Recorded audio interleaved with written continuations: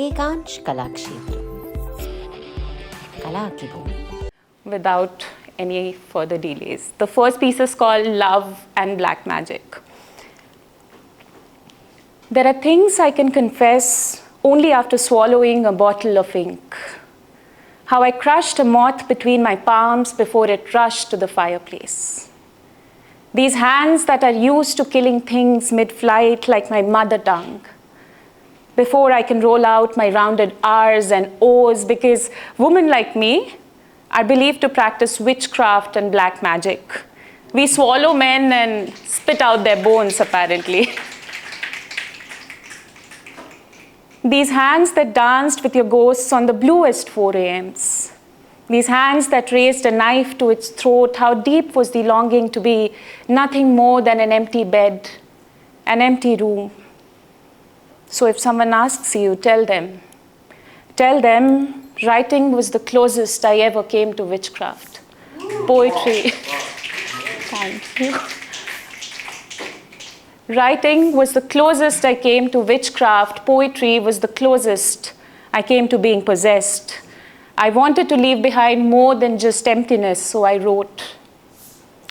They say it takes 7 seconds for our eyes to get accustomed to the darkness. But I glide across the room like the darkness was never there, like the light had never been there.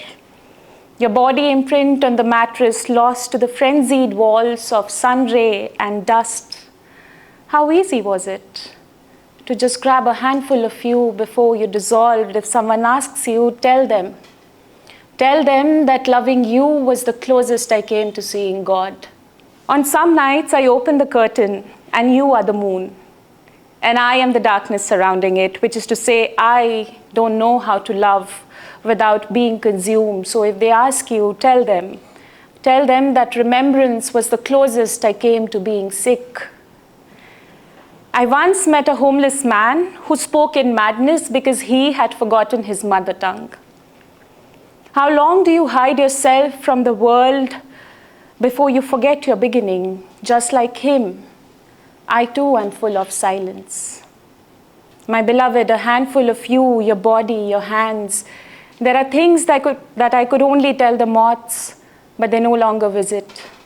And I have put off the fireplace, which is to say, they too don't know how to love something that won't kill them.